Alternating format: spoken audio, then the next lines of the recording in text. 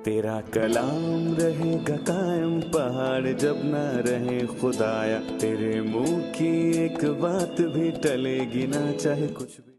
अजीज नाजरीन, मैं अयाद ज़रीफ आप तमाम देखने वालों को हमारे रोज़ के बाइबली मुतालियाती प्रोग्राम की नई किस्त में खुशामदीद कहता हूँ। इस प्रोग्राम में हम खुदा का जिंदा कलाम यानी बाइबल मुकद्दस का मुतालिया पेश कर रहे हैं, पैदाइश्ता मुकाशफा, और मैं दिल से दुआ गो हूँ कि ये प्रोग्राम आपके घराने और तमाम नाजरीन के लिए हकीकी बरकत का बाइस हो। नाजरीन, अभी हम पुराने अहदनामे के मुताले में तारीखी कुतब में से अज़रा की किताब का मुतालिया कर रहे हैं और आज हम 5वें और फिर 6ठे बाब का मुतालिया करेंगे। प्रोग्राम के आगाज़ में मैं खुदा के खादमीन को खैर मकदम करूंगा। डॉक्टर उसामा खुशामदीद। बहुत शुक्रिया। डॉक्टर फयाज खुशामदीद। भाई, आप कैसे हैं? जी ठीक हूँ। और स्टूडियो में आए हमारे दीगर मेहमानों को भी खुशामदीद। डॉक्टर फयाज, पिछली किस्त में हमने जाना कि लोग खुदावंद के घर के बायस बहुत खुश थे, लेकिन दुश्मनों की तरफ से एक साजिश के तहत शिकायत की गई और बाब के आखिर में काम रोक दिया गया, काम रुक गया। मैं चाहूंगा कि आप बताइए कि काम के रुकने की वजह क्या थी? काम के रुक जाने की दो वजूहात हैं, एक ज़ाहिरी वजह है और एक पोशीदा वजह भी है, और वही हकीकी वजह है। और ज़ाहिरी वजह वो फरमान है जो अरतख्शस्ता बादशाह ने जारी किया कि खुदा के घर की तामीर को रोक दिया जाए। दरअसल ये हकीकी वजह ना थी, और इसके हकीकी वजह ना होने का एक सबूत ये भी है कि उन्होंने एक फरमान पाया जो असीरी से लौटकर आ रहे थे कि अरतख्शस्ता बादशाह के फरमान से बेखौफ होकर काम जारी करें, क्योंकि फारस और मादी का कानून लातब्दील नहीं है। इससे पहले एक पैगाम खौरस बादशाह ने जारी कर रखा था कि खुदा के घर को तामीर किया जाए, एक कवि फरमान, ताकि अगर कोई एतराज करे, ये अरतख्शस्ता बादशाह को हक नहीं कि वो एक ऐसा फरमान जारी करे जो पिछले फरमान के मुखालिफ हो। मेरे ख्याल से वो बादशाह को शर्मिंदा करते और वो एतराज करने के लायक ना होता। ना सिर्फ ये, बल्कि जो बात इसको साबित करती है कि असल वजह ये ना थी कि हज्जी नबी और जिक्रिया ने नबूवत की और लोगों के दिलों का हाल खुदा के सामने खोला गया, और उन्होंने अपनी कमजोरी और खुदा के घर की तामीर को नजरअंदाज करने से तौबा की, और वो उस काम को फिर से करने लगे और कोई एतराज ना कर सका। यहाँ तक कि जब दुश्मनों ने एतराज किया, जिनका एतराज इस खत में साबित हुआ जो एक बार फिर से दारा बादशाह को भेजा गया, लेकिन दरअसल एक खास वजह थी जिसके मुतल्लिक हजी नबी ने अपनी नबूवत में बताया। ये है कि ये लोग कहते हैं कि अभी खुदावंद के घर की तामीर का वक्त नहीं आया, अभी वक्त नहीं आया, कुछ देर के लिए ठहरो। सो उनके हाथ ढीले पड़ गए और पड़ चुके थे। उनके दिल ठंडे और उनके जज्बात नीम गरम थे, और उन्होंने अपने जिस्मानी मामलात की परवाह की और कहा कि अगर हम खुदा के मामलात देखने लगेंगे तो हमारे काम कौन करेगा। हर कोई अपने काम में मशगूल था। वो नहीं जानते थे कि वही शख्स अपने घर की परवाह करता है जो खुदा के घर की परवाह लायक तौर पर करता है।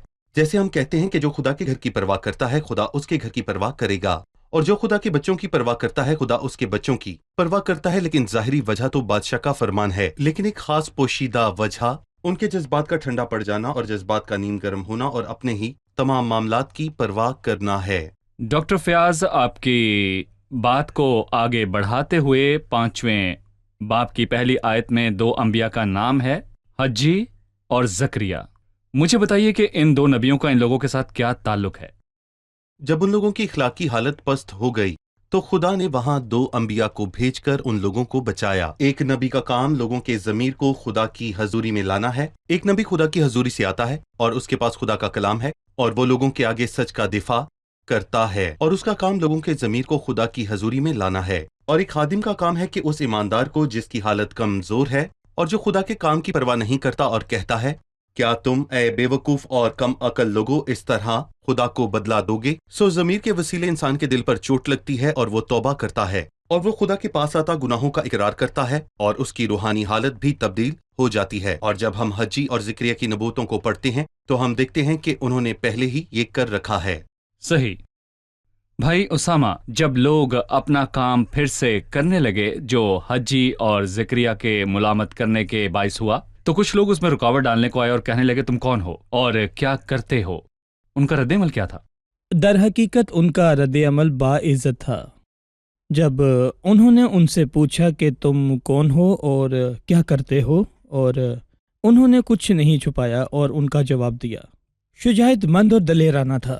वो एक ईमानदार था جو بات زیادہ قابل ستائش ہے یہ ہے کہ اس میں ایمان تھا، لہٰذا ان کا جواب دلیرانہ تھا۔ انہوں نے ان سے کہا یہ ہمارے نام ہیں، اور انہوں نے 2 یا 3 کو لے کر انہیں سامنے نہیں کیا کہ باقی پیچھے رہیں اور چھپ جائیں، نہیں، وہ بہت دلیرانہ تھے۔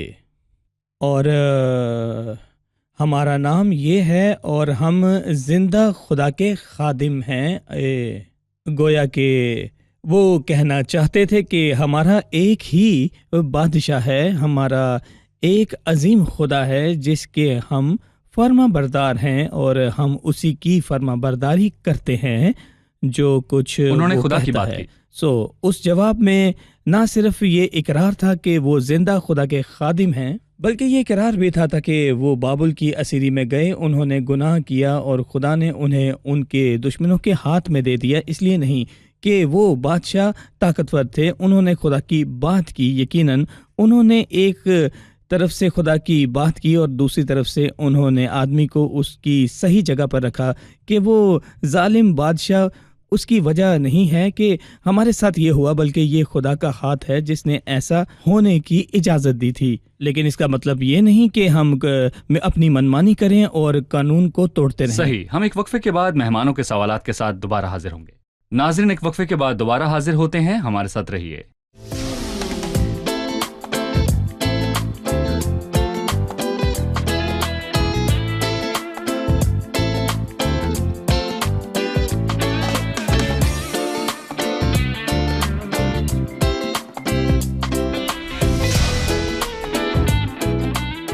خوش آمدید، آئیے چلتے ہیں مہمانوں کی جانب اور جانتے ہیں ان کا سوال کیجیے۔ عزرا اس کے 4 باب کی 23ویں آیت میں ہم دیکھتے ہیں کہ وہ جنہوں نے خداوند کی ہیکل کو بننے سے روکا وہ سربراہ ہیں، لیکن حجی اس کے 1 باب کی 2 آیت میں ہم دیکھتے ہیں کہ خداوند نے یہ کہا کہ ابھی خداوند کے گھر کی تعمیر کا وقت نہیں آیا۔ کیا یہاں کوئی تضاد ہے؟ جی، کیا مخالفوں نے کام کو روکا یا خود لوگوں نے جن کے دل ٹھنڈے پڑ چکے تھے؟ دراصل دونوں باتیں ٹھیک ہیں۔ کام کو روکنے کا ایک فرمان جاری ہوا اور کام رک گیا، لیکن میں کہوں گا کہ پوشیدہ وجہ لوگوں کی اخلاقی حالت تھی جو بگاڑ کا شکار تھی، اور انہوں نے خدا کے معاملات کی پرواہ نہ کی۔ اگر وہ ایماندار ہوتے اور خدا کے کام کی پرواہ کرتے تو میرا نہیں خیال کہ فوج یا دشمن کی مزاحمت ان کے کام کو روک سکتی تھی، اور یہ بات نہ صرف انفرادی بلکہ اجتماعی طور پر ظاہر ہوئی۔ اور ہمیں وہ 3 جوان یاد ہیں جب نبوکت نظر نے ان سے خدا کی شان کے خلاف کچھ کروانا چاہا، اور انہوں نے اپنی پوری طاقت کے ساتھ وہ خوبصورت الفاظ کہے کہ اے نبوکت نظر، اس امر میں ہم تجھے جواب دینا ضروری نہیں سمجھتے۔ دیکھ، ہمارا خدا جس کی ہم عبادت کرتے ہیں ہم کو آگ کی جلتی بھٹی سے چھڑانے کی قدرت رکھتا ہے۔ تجھے معلوم ہو کہ ہم تیرے معبودوں کی عبادت نہیں کریں گے۔ دانیل نے ہمیں یہ یاد دلایا، اور مرد کی جو بادشاہ کا دربان تھا ہمیں یہی بات یاد دلاتا ہے۔ عسکری قوتیں اور ظالم قوتیں خدا کا کام روک نہیں سکتی، اور میں کہوں گا کہ دراصل اخلاقی بگاڑ اس کی اصل وجہ ہے، لیکن دونوں ہی وجوہات موجود ہیں۔ کوئی ایسی طاقت نہیں جو ایک سچے ایماندار کے عزم میں رکاوٹ بن سکے جو خداوند کو اپنے سامنے رکھتا ہے۔ جی بھائی اسامہ، وقفے سے پہلے ہم نے ان کے متعلق بات کی جو لوگوں سے پوچھنے کو آئے کہ تم کون ہو اور یہ کام کس کی اجازت سے کرتے ہو۔ انہوں نے دلیری اور جرت سے جواب دیا۔ میں تصور کرتا ہوں انہوں نے کہا ہوگا ٹھیک ہے، اچھی بات ہے، آپ صحیح ہیں، کام کو جاری رکھیں۔ وہ کیا اقدام تھا جو انہوں نے اس کے بعد اس کام کو روکنے کے لیے کیا؟ جب وہ براہ راست انہیں نہ روک پائے، انہوں نے کہا چلو اسے اوپر تک لے چلتے ہیں۔ دراصل مجھے نہیں پتا کہ انہیں کس کا نقصان یا خوف تھا۔ کچھ لوگ اکٹھا ہو کر خدا کے گھر کو تعمیر کر رہے ہیں کہ وہاں عبادت کریں۔ وہ کوئی قلعہ نہیں بنا رہے تھے یا وہ کوئی جنگی عمارتیں نہیں بنا رہے تھے، وہ جنگ کی تیاری نہیں کر رہے تھے، وہ خداوند کے لیے گھر بنا رہے تھے جہاں وہ عبادت کر سکیں۔ اس لمحے تک جب کہ ہم بات کر رہے ہیں، اتنے سال، اتنی صدیاں بیت جانے کے بعد شیطان آج بھی جنگوں کو طول دیتا اور بھڑکاتا ہے، صرف اس لیے کہ خداوند کے لیے ایک گھر بنایا جا رہا ہے جہاں خداوند کی عبادت کی جائے۔ واقعی ایک بہت بڑا سوالیہ نشان ہے۔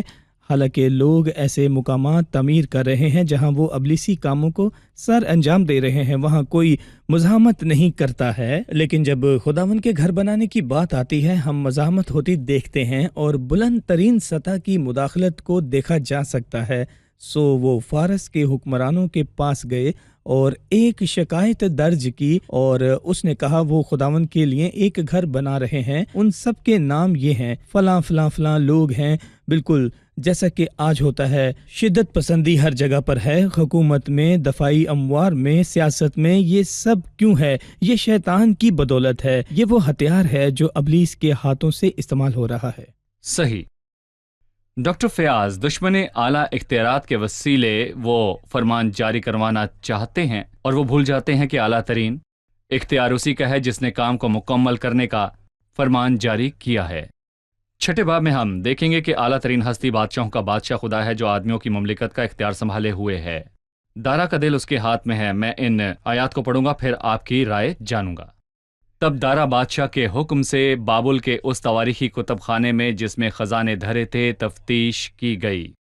چنانچہ اختما کے محل میں جو مادے کے صوبے میں واقع ہے ایک طومار ملا جس میں یہ حکم لکھا ہوا تھا: خورس بادشاہ کے پہلے سال خورس بادشاہ نے خدا کے گھر کی بابت جو یروشلم میں ہے حکم کیا کہ وہ گھر یعنی وہ مقام جہاں قربانیاں کرتے ہیں بنایا جائے اور اس کی بنیادیں مضبوطی سے ڈالی جائیں۔ اس کی اونچائی 60 ہاتھ اور چوڑائی 60 ہاتھ ہو، 3 ردے بھاری پتھروں کے اور 1 ردہ نئی لکڑی کا ہو، اور خرچ شاہی محل سے دیا جائے، اور خدا کے گھر کے سونے اور چاندی کے برتن بھی جن کو نبوکت نظر اس ہیکل سے جو یروشلم میں ہے نکال کر بابل کو لایا واپس دیے جائیں، اور یروشلم کی ہیکل میں اپنی اپنی جگہ پہنچائے جائیں، اور تو ان کو خدا کے گھر میں رکھ دینا۔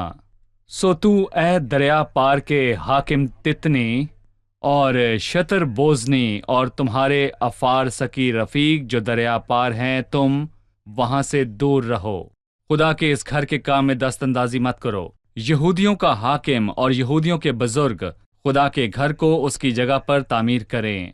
علاوہ اس کے خدا کے اس گھر کے بنانے میں یہودیوں کے بزرگوں کے ساتھ تم کو کیا کرنا ہے، سو اس کی بابت میرا یہ حکم ہے کہ شاہی مال میں سے یعنی دریا پار کے خراج میں سے ان لوگوں کو بلا توقف خرچ دیا جائے تاکہ ان کو رکنا نہ پڑے۔ ان شاندار الفاظ کے آخر تک میں پھر اس پر بات کرنا چاہوں گا کہ یہاں خدا کا اختیار کہاں ہے۔ سچ ہے کہ یہ شاندار الفاظ ہیں جن سے ثابت ہوتا ہے کہ ہمارے خدا کے پاس اختیار ہیں، اور بادشاہ کا دل خدا کے ہاتھ میں ہے۔ وہ اسے پانی کی نالوں کی مانند جدھر چاہے پھرتا ہے، اور ہمارا خدا آج بھی کھانے والے کے منہ سے کھانا اور زبردست کے منہ سے مٹھاس نکالنے کی قدرت رکھتا ہے۔ اس خط کو دارا کے پاس بھیجنے سے پہلے میں خدا کے اختیار کو ان الفاظوں کو دیکھتا ہوں جو دشمن نے اس خط میں لکھے جو دارا کو بھیجا گیا، خاص کر کے جب انہوں نے اس بات کی طرف اشارہ کیا جو خدا کے لوگ کہہ رہے تھے کہ ان کے پاس خورس بادشاہ کی طرف سے بھیجا گیا فرمان ہے، اور انہیں لگا کہ خدا کے لوگ ہمارے ساتھ جھوٹ بول رہے ہیں۔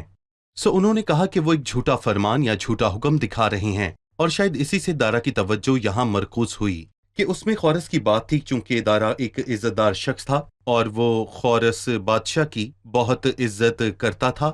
سو اس نے کھوج کی کہ کیا واقعی کوئی ایسا فرمان موجود ہے، مطلب کیا کوئی ایسا فرمان ہے جو خورس بادشاہ نے جاری کیا۔ سچائی یہ ہے کہ اس نے وہ فرمان حاصل کر لیا۔ وہ اپنے بڑوں کے فیصلوں کی قدر کرتا تھا اور وہ مادے اور فارس کا قانون بدلتا نہیں ہے۔ سو اس نے وہ خط بھیجا۔ دراصل میں بہت ہی خوبصورت اور حیران کن 3 چیزوں کو اس خط میں دیکھتا ہوں۔ پہلی بات، بادشاہ حکم دیتا ہے کہ خدا کے گھر کے کام کو شروع کیا جائے، اور نہ صرف یہ کہ اس نے خدا کے گھر کے کام کا حکم دیا، بلکہ اس نے 8ویں اور 10ویں آیت میں اس کا حکم بھی دیا کہ اس کام کے لیے درکار تمام اخراجات بادشاہ کے خزانے سے لیے جائیں۔ اور دوسری بات یہ 11ویں آیت میں ہے، وہ خوفناک طور پر خبردار کرتا ہے کہ اگر کوئی خدا کے گھر کے کام میں رکاوٹ بننے کی کوشش کرے تو اس کے لیے کیا حکم لکھا ہے۔ اس کے گھر سے کڑی نکالی جائے اور اسے اسی پر چڑھا کر سولی دیا جائے۔ دھمکی ہے۔ نہ صرف یہ بلکہ اس کا گھر کوڑا خانہ بنا دیا جائے، وہ جو خدا کے کام کو روکنے کی جرت کرتا ہے۔ اور تیسری بات بہت ہی خوبصورت اور حوصلہ افزا ہے جو 10ویں آیت میں لکھی ہے کہ وہ کہتا ہے تاکہ وہ آسمان کے خدا کے حضور راحت انگیز قربانیاں چڑھائیں اور بادشاہ اور شہزادوں کی عمر درازی کے لیے دعا کریں۔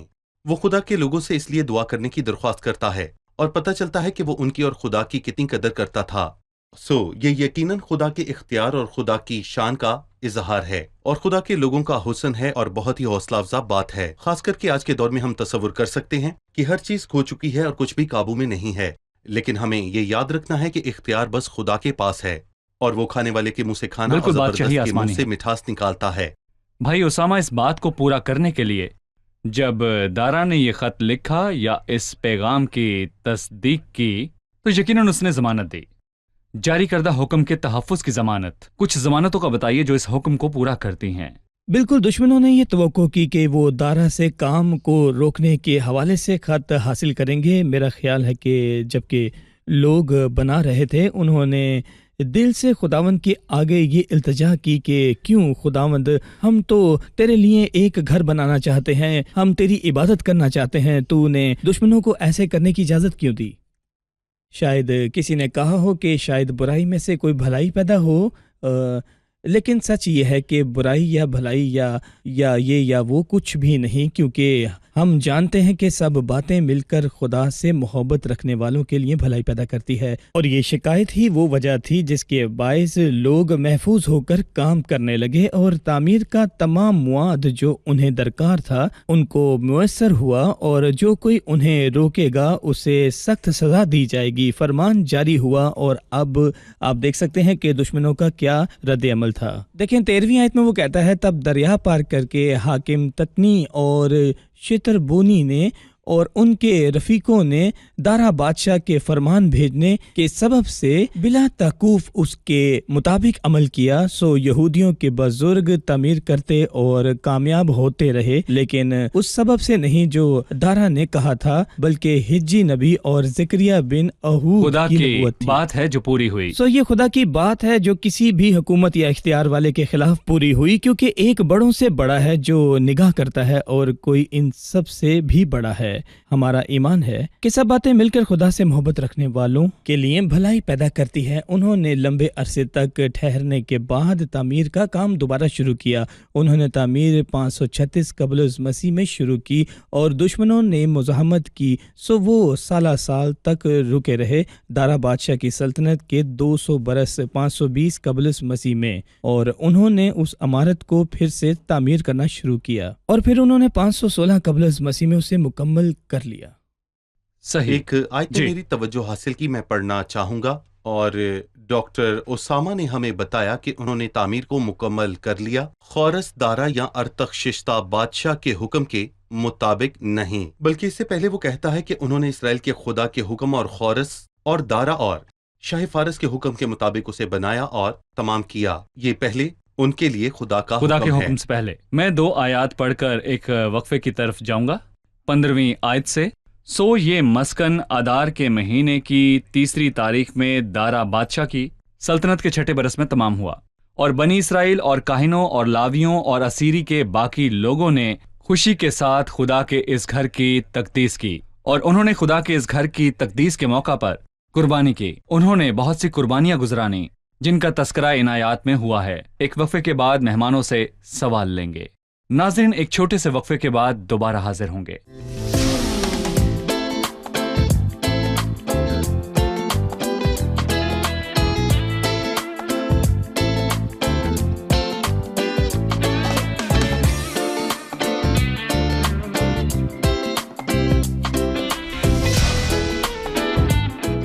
خوش آمدید۔ آئیے چلتے ہیں مہمانوں کی جانب اور جانتے ہیں ان کا سوال کیجیے۔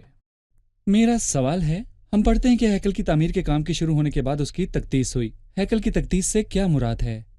لفظ تقدیس سے کیا مراد ہے؟ جی بھائی۔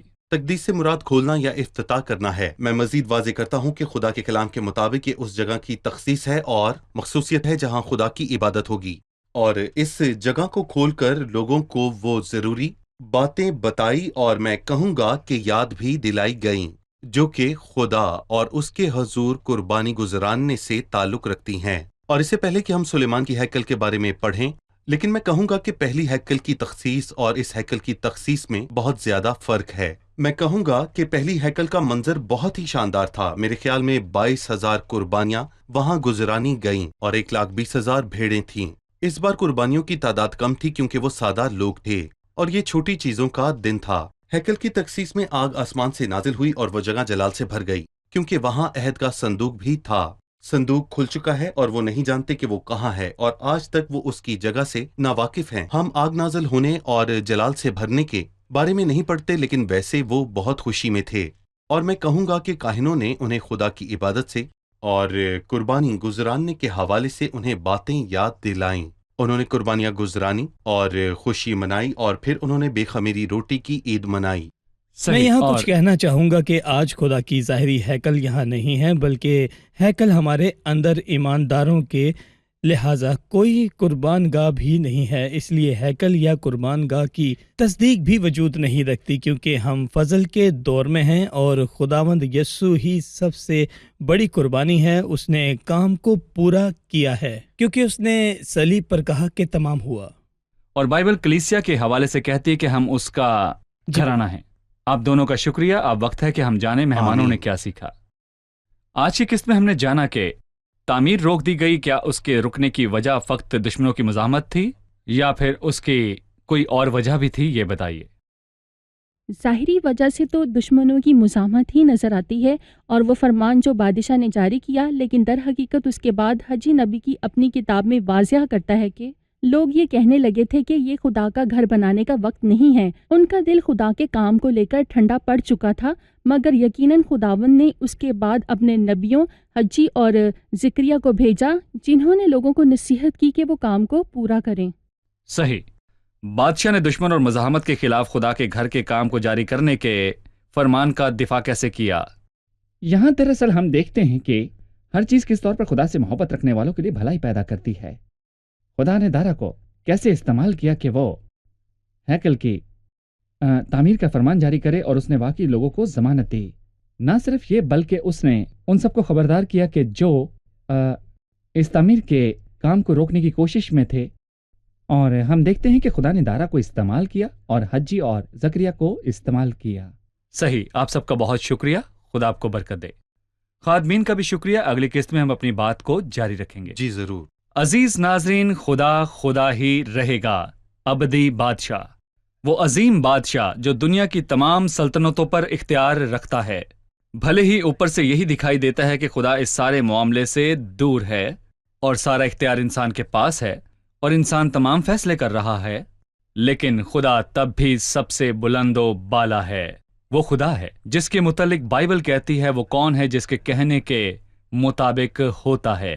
لہٰذا آپ کسی بھی ملک میں ہو، اگر آپ خدا کے ہیں تو مت ڈریں، اور اگر آپ کو لگتا ہے کہ آپ کے ملک کے حکام آپ کے اور مسیحی ایمان کے خلاف ہے تو فکر مت کریں، کیونکہ بادشاہی آسمان کی ہے اور خدا ان سب کاموں پر نگاہ رکھتا ہے، اور بادشاہ کا دل خدا ان کے ہاتھ میں ہے، پانی کی ندیوں کی مانند۔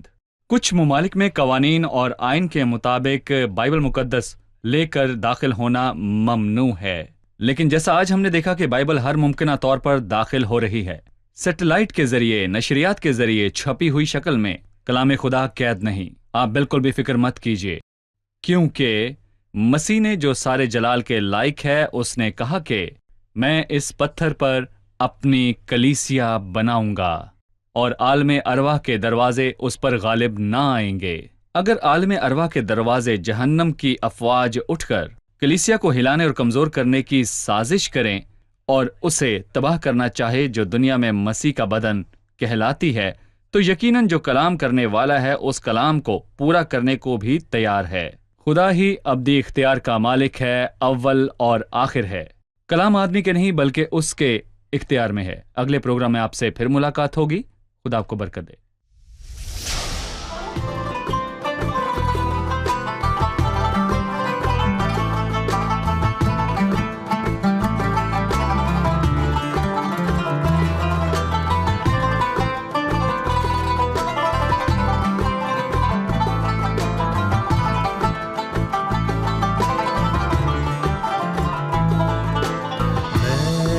سواك يا سيدي، حياتي رضاك يا سيدي، ما لي سواك يا سيدي، حياتي رضاك يا سيدي، أنت متكلي تطمئن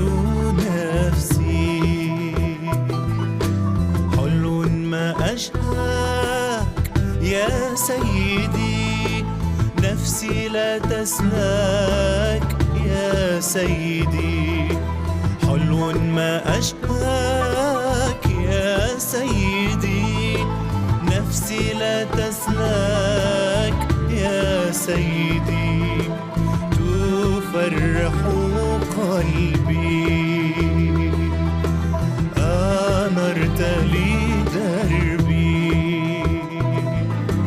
حينما ألقاك يا سيدي عذب ما أحلاك يا سيدي حينما ألقاك يا سيدي عذب ما أحلاك يا سيدي تبدد همي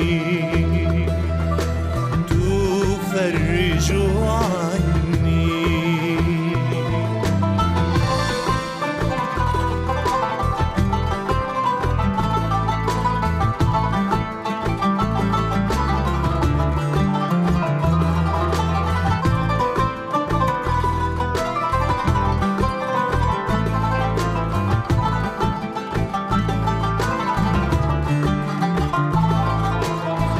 وسط الأشواك يا سيدي عيناي تراك يا سيدي في وسط الأشواك يا سيدي عيناي تراك يا سيدي تضمد جرحي تجدد فرحي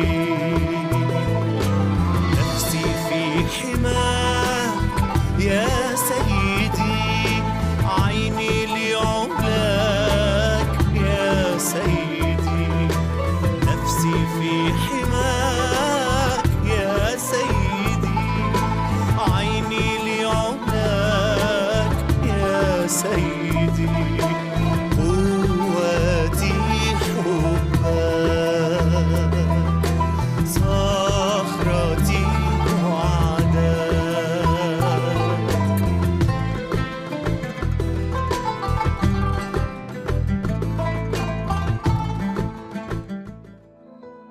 तेरा कलाम रहेगा कायम पहाड़ जब ना रहे खुदाया तेरे मुंह की एक बात भी टलेगी ना चाहे कुछ भी हो